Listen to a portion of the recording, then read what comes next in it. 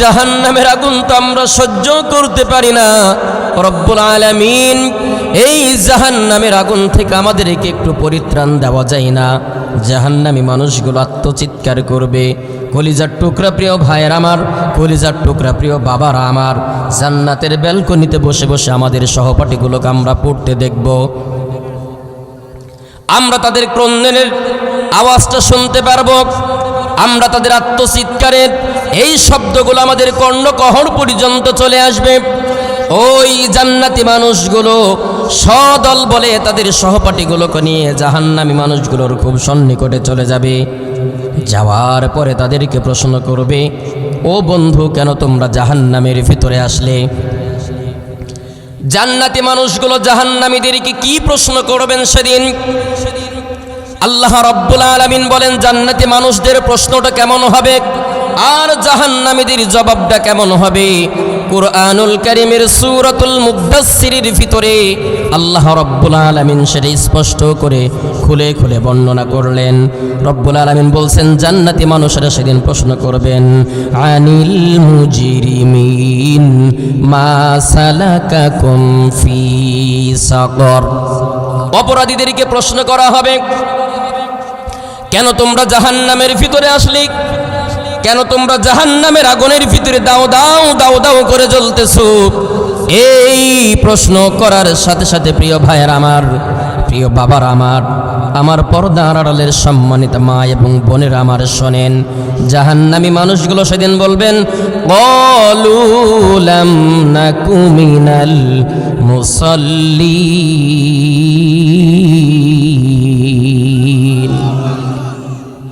ও আমার জান্নাতি বন্ধু, ও আমার পরম সৌভাগ্যবান বন্ধু, মসজিদের মিনার থেকে যখন হাইয়া আলাস সালাহ হাইয়া আলাল ফালাহ বলে আহ্বান করা হতো, জান্নাতি মানুষগুলো জাহান্নামীদেরকে প্রশ্ন করবেন। আর জাহান্নামীরা সেদিন আফসোস করে ডাক দিয়ে বলবে, ও আমার পরম সৌভাগ্যবান বন্ধু, মসজিদের মিনার থেকে যখন হাইয়া আলাস সালাহ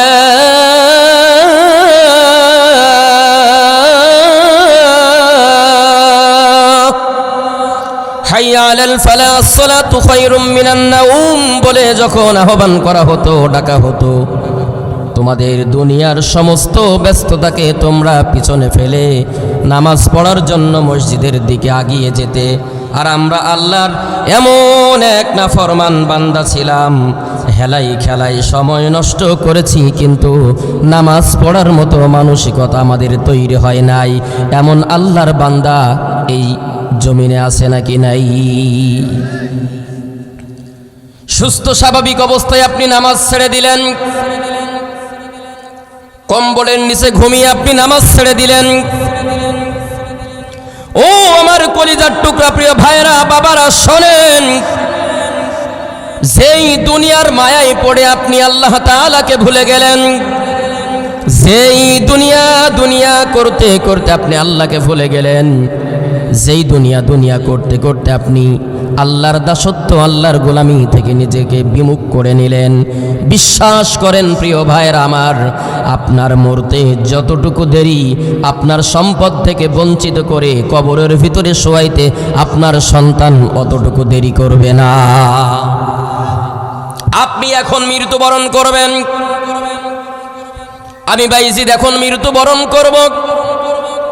এই নীলফামারী শহর থেকে যখন আমার চুয়াডাঙ্গাতে ফোন দেওয়া হবে, আমার মা, আমার বাবা কিংবা আমার স্ত্রীর কাছে যখন ফোন দেওয়া হবে, আমার লাশটা আমার বাসায় পৌঁছানোর পূর্বে আমার মা ডাক দিয়ে বলবে, আমার সন্তান মৃত্যুবরণ করেছে। আমার বাবা ডাক দিয়ে বলবে, আমার কলিজার টুকরা একমাত্র সন্তান ছেলেটা মৃত্যুবরণ করেছে। মসজিদের মাইক থেকে অ্যানাউন্স করা হবে, ঘোষণা করা হবে, কিছু মানুষকে ডাকা হবে, বাঁশ কাটতে শুরু করো, কবর খনন করার জন্য তোমরা প্রস্তুতি গ্রহণ করো। হজ করে ফিরলাম কিংবা উমরা করে ফিরলাম, ইহরামের কাপড়টা আমার মা চোখ মুছতে মুছতে ইহরামের কাপড়টা বাহির করে দিবে, আমার স্ত্রী ইহরামের কাপড়টা বাহির করে দিবে। এটা দিয়ে কাফন পরিয়ে তাকে কবরস্থ করা হবে। বিশ্বাস করেন প্রিয় ভাইয়ের আমার মা, আপনার মা, আমার বাবা, আপনার বাবা কিংবা আমাদের স্ত্রীগুলো একটা বারের জন্যও বলবেন আগে লাশটা বাসায় ফিরে আসুক। 20টা বছর সংসার করলাম, আমাদের মা কখনো বলবে না 30টা বছর সন্তানটারে মানুষ করলাম। আমাদের বাবা বলবে না কলিজার টুকরা সন্তানটারে 30-35টা বছর খাওয়াইলাম, পড়াইলাম, উচ্চ শিক্ষায় শিক্ষিত করলাম, আমার কলিজার টুকরা সন্তান মৃত্যুবরণ করেছে, আগে লাশটা বাসায় ফিরে আসুক, তারপরে তোমরা কবর খনন করো, তারপরে তোমরা বাঁশের ঝাড় থেকে বাঁশ কাটা শুরু করো, এমন কথা কিন্তু বলবে না। মৃত্যুবরণ করেছে সেই নীলফামারীতে, চুয়াডাঙ্গাতে আসতে আসতে প্রায় 12 ঘন্টা, 10 ঘন্টা, 9 ঘন্টা লেগে যাবে, অনেক বেলা হয়ে দেরি হয়ে যাবে। আসতে যতটুকু দেরি, লাশটা কবরস্থ করতে অতটুকু পর্যন্ত দেরি করবে না। কথা বলেন ঠিক না বেঠি? ও মুসলমান, আল্লাহর গোলাম, কার মায়ায় পড়ে তুমি আল্লাহরে ভুলে গেলে? কার ধোঁকায় পড়ে তুমি আল্লাহর দাসত্ব, আল্লাহর গোলামি থেকে নিজেকে বিমুখ করে নিলে? একটা বারের জন্যও কি তোমার চিন্তা হয় না? আল্লাহ রাব্বুল আলামিন বলেন, ওয়া আন্নাকুম ইলাইনা লা তুরজাউন, অবশ্যই অবশ্যই তোমাকে মৃত্যুবরণ করা লাগবে আর প্রত্যাবর্তন করা লাগবে একজনের দরবারে। জবান ছেড়ে বলেন তো তিনি কে? তাহলে আমাদের নামাজ পড়ার দরকার আছে নাকি নাই? কথা বলেন আছে নাকি নাই? কিন্তু আমরা যারা নামাজ ছেড়ে দিই এমন লোক আছে নাকি নাই?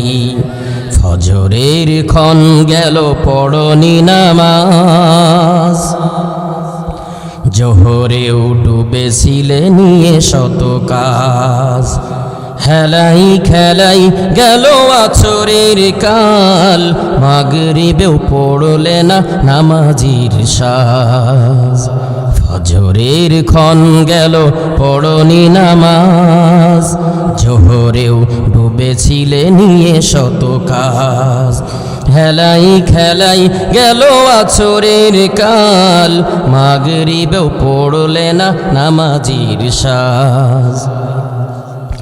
বিনোদনে কেটে গেল এশার সময়, এতটুকু জাগলো না মরণের ভয়। বিনোদনে কেটে গেল এশার সময়, এতটুকু জাগলো না কবরের ভয়। খুঁজলে না একবারও নাজাতের পথ, মুসলিম নাম নিতেও পেলে না তোলাজ। ফজরের ক্ষণ গেল পড়নি নামাজ, জোহরেও ডুবেছিলে নিয়ে শত কাজ, হেলাই খেলাই গেল আছরের কাল, মাগরিবেও পড়লে না নামাজির সাজ। কথা বলেন ঠিক না বেঠি? এজন্য প্রিয় বন্ধুগণ আমার, জাহান্নামী মানুষগুলো যখন জান্নাতি ব্যক্তিরা প্রশ্ন করবে তোমরা কেন জাহান্নামে আসলে, ওই জাহান্নামী মানুষগুলো প্রথম নাম্বার কারণ হিসাবে যেটা বর্ণনা করবে, তারা বলবে ক্বালু লাম নাকু মিনাল মুসাল্লিন। বন্ধু, দুনিয়ার বুকে তোমরা নামাজি ছিলা আর আমরা দুনিয়ার বুকে নামাজ পড়তাম না, আল্লাহর দাসত্ব করতাম না, আল্লাহর গোলামি করতাম না, এই কারণে আজকে আমরা জাহান্নামের কাতারে শামিল হয়ে গেছি। প্রিয় বন্ধুগণ আমার, একটা উদাহরণ দিলে আপনারা বুঝতে পারবেন। ধরে নেন আপনাদের নীলফামারী শহরের সব থেকে ধনাঢ্য ব্যক্তি, শিল্পপতি একজন ব্যক্তি মৃত্যুবরণ করেছে। তার পরিবারটা কত সুন্দর করে সাজানো হলো। প্রিয়তমা স্ত্রীকে নিয়ে নীলফামারীর মেইন শহরে গেল। সেখানে যাওয়ার পরে দামি দামি টাইলস মার্বেলগুলো নিয়ে 5তলা বিল্ডিংটা সুন্দর করে সাজাইলেন। প্রিয়তমা স্ত্রী ডাক দিয়ে বলতেছে, প্রাণের স্বামী, এই মার্বেল এই টাইলসটা দিলে আমার রুমটা বড় সুন্দর হবে। টাইলস কমপ্লিট করা হলো। এমন একটা খাট যদি আমরা লাগাইতে পারি রুমটা বড় সুন্দর মানাবে। এয়ার কন্ডিশন লাগাইতে হবে, এসি লাগাইতে হবে, শিমুল তোলার বালিশ খাটে দিতে হবে, ঘাড়ের নিচে দিলে যেন ব্যথা না লাগে। এত সুন্দর করে সাজানো হলো। এই রুম সাজাইতে গিয়ে আপনি নামাজ ছেড়ে দিলেন, আল্লাহর ভুলে গেলেন। কত ওয়াক্ত নামাজ আপনি ছেড়ে দিলেন।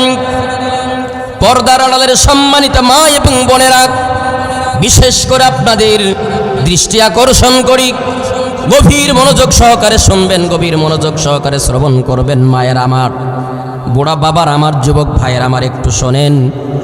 আমার ওই মা যেদিন মৃত্যুবরণ করবেন, একটা বিষয় মনে রাখবেন, ওই মা যেদিন শ্বশুর বাড়িতে আসলেন, কত সুন্দর করে লাল বেনারসি শাড়ি পরে তাকে আনা হলো, জুয়েলারি পরানো হলো, কত সুন্দর করে নতুন বধূ সাজিয়ে তার রুমে ওই শ্বশুর বাড়িতে আগমন জানানো হলো, ওয়েলকাম জানানো হলো, স্বাগত জানানো হলো। ও আমার মা, ও আমার ভাবি, ও আমার বোন, আমার কলিজার টুকরা পরম শ্রদ্ধা মা এবং বোনেরা শোনেন, যেদিন আপনি মৃত্যুবরণ করবেন, ওই 5 তলার বিল্ডিং থেকে আপনাকে সেকেন্ডের ভিতরে নিচে নামানো হবে। আপনার দামি একটা খাটে শোয়ানো হবে না। আপনার ঘাড়ে ব্যথা লাগবে, আপনার সন্তান এই চিন্তা করে আপনার ব্যবহারের শিমুল তোলার বালিশটা আপনার ঘাড়ের নিচে দিবে না। আপনাকে বাড়ির আশেপাশে পরিত্যক্তা যে চৌকি, যে খাট যেটা ছিল, সেটাকে আপনার রাখা হবে। আপনার মাথার নিচে শিমুল তোলার বালিশের পরিবর্তে সর্বোচ্চ ছেঁড়া 2টা কাপড়, পুরাতন কাপড় মাথার নিচে ভাঁজ করে দিবে। ও মা, গোসলের যখন সময় হবে, আপনার শরীর থেকে দামি 3 পিস দামি শাড়িটা আস্তে আস্তে খুলে নেওয়া হবে। আপনার কানের দুলটা খুলে নেওয়া হবে, আপনার নাকের ফুলটা খুলে নেওয়া হবে, আপনার গলার চেনটা খুলে নেওয়া হবে, হাতের বালাটা খুলে নেওয়া হবে, আর যত গহনা গাঁটি আছে সবগুলো খুলে নেওয়া হবে। ও মা, খুলতে খুলতে আপনার শরীরের পোশাকটাও খুলে নেওয়া হবে, আপনার ন্যাংটা বানিয়ে ফেলা হবে। এত দামি দামি শাড়ি, দামি দামি 3 পিস কিচ্ছু আপনার সাথে দেওয়া হবে না। সর্বোচ্চ বাজারের সাদা কাপড় যেটা থাকবে 5 টুকরা আপনারে পরানো হবে। আমি ভাইজিৎ মৃত্যুবরণ করতে যতটুকু দেরি, আমার এই দামি পাঞ্জাবির কাপড় আমার শরীরে দেওয়া হবে না। আমার মাথার টুপিটা মাথা থেকে খুলে নেওয়া হবে, আমার পাজামাটা দেওয়া হবে না, আমার দামি লুঙ্গিটাও দেওয়া হবে না, জুতা দেওয়া হবে না। আমার শরীর থেকে খুলতে খুলতে ল্যাংটা বানিয়ে ফেলা হবে। আমার শরীরে সর্বোচ্চ 3 টুকরা কাপড় দেওয়া হবে। এরপর আমাকে খাটিয়ার ভিতরে ওঠানো হবে। উঠানোর পরে আমার কলিজার টুকরা সন্তানের, আমার আপনজনেরা কাঁধে করে নিয়ে আমার কবর দেশে নিবে। কবরের ভিতরে শোয়ানো হবে। কবরের ভিতরে শোয়ানোর পর আমার শরীরের উপরে বাঁশ দেওয়া হবে, মাটি দেওয়া হবে, দুর্গন্ধ যেন বাহির না হয়। পা দিয়ে লাথি মেরে মেরে মাটিগুলোকে টাইট করা হবে। চিন্তা করেন, চোখটারে বন্ধ করেন প্রিয় নীলফামারী জেলার কলিজার টুকরা ভাই এবং বাবাজিরা আমার, এখনই যদি মৃত্যুবরণ করি, বেনামাজি অবস্থাতেই যদি আমি মৃত্যুবরণ করি, আর আমাকে যদি ওই কবরের ভিতরে রাখা হয়, গহীন অন্ধকারের ভিতরে, কবরের ভিতরে যদি আমার রাখা হয়, আমার অবস্থানটা কেমন হবে একটু যদি চিন্তা করেন, তাহলে আজ থেকে আর কোনো দিন নামাজ ছেড়ে দিতে পারবেন না। কথা বলেন ঠিক না বেঠি? তাহলে নামাজ পড়ার দরকার আছে নাকি নাই? জবান ছেড়ে বলতে হবে, নামাজ পড়ার দরকার আছে নাকি নাই? এই নামাজ শুধুমাত্র আপনি একা একা পড়বেন বিষয়টি কিন্তু এখানেই শেষ নয়। আল্লাহ রাব্বুল আলামিন কুরআনুল কারীমের ভেতর বলেন, কু আনফুসাকুম ওয়া আহলিকুম নার। বান্দা, তুমি যেমনে জাহান্নামের আগুন থেকে বাঁচবে, ওই জাহান্নামের আগুন থেকে তোমার আহাল পরিবার, পাড়া প্রতিবেশী, তোমার গ্রামের মানুষগুলোর বাঁচানোর দায়িত্ব আমি আল্লাহ তাআলা তোমাকে দিলাম। বলেন ঠিক না বেটি? এই নামাজ পড়বো আমি, জাহান্নামের আগুন থেকে শুধুমাত্র আমি বাঁচবো, এই দায়িত্ব কিন্তু আল্লাহ তাআলা আমাকে দেন নাই, আপনাকে দেন নাই, আমাদের দায়িত্ব দিয়েছে। আমরা যেমনি জাহান্নামের আগুন থেকে বাঁচবো, অন্য কেউ বাঁচানোর দায়িত্ব আছে নাকি নাই? কথা বলেন, আছে নাকি নাই? এই নামাজ প্রতিষ্ঠিত করতে হবে আমাদের। রাষ্ট্রীয়ভাবে নামাজ প্রতিষ্ঠা করার দায়িত্ব আপনার আমার নাকি সরকারের? কথা বলতে হবে একটা আপনাদের।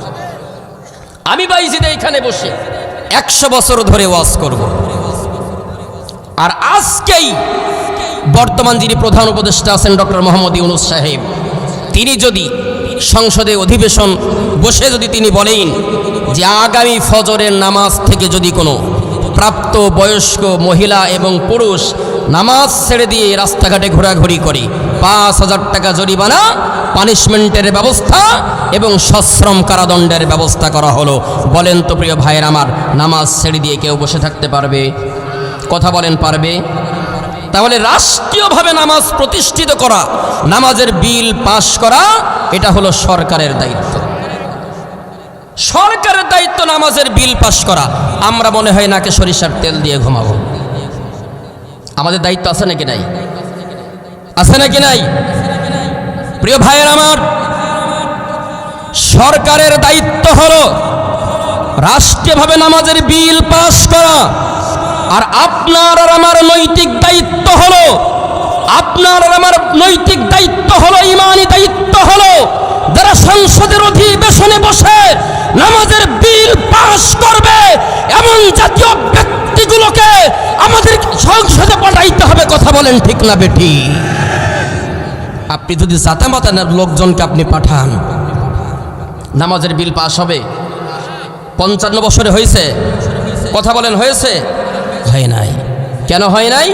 আমরা এখনো পর্যন্ত কোনো মুমিন ব্যক্তির সংসদে পাঠাইতে পারি নাই। এখানে কারা গেছে এটা কোনো বিষয় নয়। অ্যাজ এ মুমিন হিসাবে, মুসলিম হিসাবে এটা আমার চাওয়া, এটা আমার পাওয়া, এটা আমার আকাঙ্ক্ষা থাকতেই পারে। কথা বলেন ঠিক না বেটি? আল্লাহ রাব্বুল আলামিন কুরআনুল কারীমের সূরাতুল হজের ৪১ নম্বর আয়াতের ভিতরে বলেন,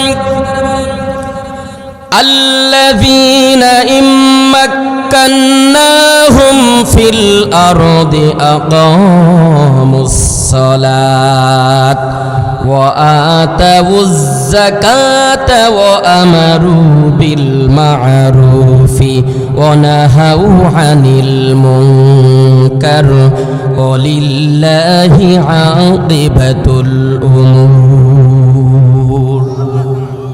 রব্বুল আলামিন বলেন, মুমিনেরা যখন শাসন ক্ষমতায় যাবে, মুমিনেরা যখন চেয়ারে বসবে, মুমিনদের নৈতিক দায়িত্ব হবে তারা অধিবেশনে বসার পরে প্রথম নাম্বার কাজ তারা যেটা করবে, তাদের ১ নাম্বার কাজ হবে সমাজের মধ্যে নামাজের বিল পাশ করে দিবে। ১ নাম্বার কাজ হবে নামাজের বিল পাশ করে দেওয়া। নামাজের কথা আল্লাহ রাব্বুল আলামিন কেন বললেন? কারণ যেই সমাজের মানুষগুলো নামাজি, নামাজি ব্যক্তি কখনো চোর হতে পারে। কথা বলে না? নামাজি ব্যক্তি কখনো চোর হতে, বাটপার হতে পারে না। কুরআনুল কারীমের উন্নত আল্লাহ রাব্বুল আলামিন বলেন, উতুলু মা উহিয়া ইলাইকা মিনাল কিতাবি ওয়া আকিমিস সালাহ ইন্নাস সালাতা তানহা আনিল ফাহশাই ওয়াল মুনকার ওয়া লাযিকরুল্লাহি আকবার। রব্বুল আলামিন বলেন, যদি কোনো ব্যক্তি নামাজি হয় আর তার নামাজটা যদি আমি আল্লাহ রব্বুল আলামিনের কাছে কবুল হয়, পছন্দের হয়ে যায়, আমি আল্লাহ তাআলা ঘোষণা দিলাম নামাজি ব্যক্তিকে সমস্ত প্রকার ফাহেশা, অশ্লীল কাজ থেকে হেফাজত করার দায়িত্ব যিনি নিলেন, জবান ছেড়ে বলেন তো তিনি কে? আমরা বিগত বছরে দেখেছি নামাজ পড়েছে, তাহাজ্জুদ পড়েছে, কোরআন তেলাওয়াত না করে তিনি কর্মদিবস শুরু করতেন না। খেলা হবে নামের একজন ব্যক্তিকে এমনও দেখলাম, তিনি এবার নাকি দৈনন্দিন রাত্রি ৮০ রাকাত করে তাহাজ্জুদের সালাত আদায় করত। এমন নিউজ আপনারা দেখছেন না? দেখছিলেন কিনা? তাহাজ্জুদের সালাত আদায় করত, কর্মদিবস কোরআন তেলাওয়াতের মধ্য দিয়ে শুরু করত, ৮০ রাকাত তাহাজ্জুদের সালাত আদায় করত। এমন ব্যক্তিকে আমরা দেখেছিলাম, বিশ্ববরেণ্য মুফাসসিরের মতো ব্যক্তিকেও তারা টানা ১৩টি বৎসর বন্দী করে রেখেছিল অন্যায়ভাবে। কথা বলেন ঠিক না বেটি? কিসের নামাজ, কিসের তাহাজ্জুদ, কিসের কোরআন তেলাওয়াত? একটা ইবাদত আল্লাহ তাআলার দরবারে কবুল হয়। কবুল যদি হতো, মানুষের প্রতি যাররা পরিমাণ জুলুম করতে পারতো? কথা বলেন পারতো?